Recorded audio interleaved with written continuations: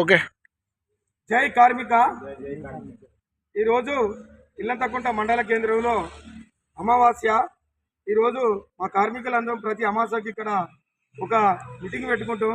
ఏంటంటే ఈ మీటింగ్ సందర్భం ఏంటంటే మేమంతా కార్మికులం ఏంటంటే ఒక్క గరీబ్ కార్మికే, ఉన్నత కార్మికులం కాదు.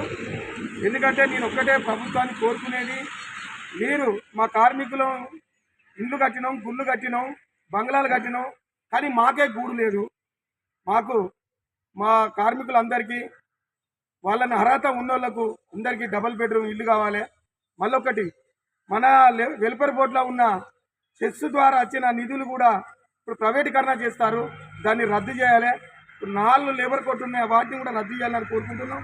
మరి ఒకటి, ప్రస్తుతి కానీ, పెళ్ళిళ్ళు కానీ, మరణం కానీ అవి ఇచ్చిన ఫైళ్ళు ఇంకా పెండింగ్లే ఉన్నాయి. ఆ ఫైళ్ళు కూడా ఒకటి మూవ్ అవుతలేవు, అవి తప్పకుండా మళ్ళీ మూవ్ కావాలి. ఒకటి, కార్మికుడిని ఫస్ట్ గుర్తించాలి, పవన కార్మికులు అన్నటువంటి గుర్తించాలి ఫస్ట్. మేము మా సేవలు ఎప్పటికీ మీకు ఉంటాయి కాబట్టి, కార్మికుడు ఏం చెప్తాడో, గరీబోడు ఉన్నోడు కాబట్టి కాంట్రాక్టర్లం కాదు మేము. మేము కార్మికులు కష్టపడితే ఇవాళ పొద్దున్న దాకా పనిచేసుకుంటే బుక్కడ అన్నం తినే కార్మికులు. మా పొట్ట కొట్టద్దు, మాకు వచ్చే నిధులను తప్పక మాకు రావాలని మేము కోరుకుంటున్నాం. జై కార్మిక. జై కార్మిక.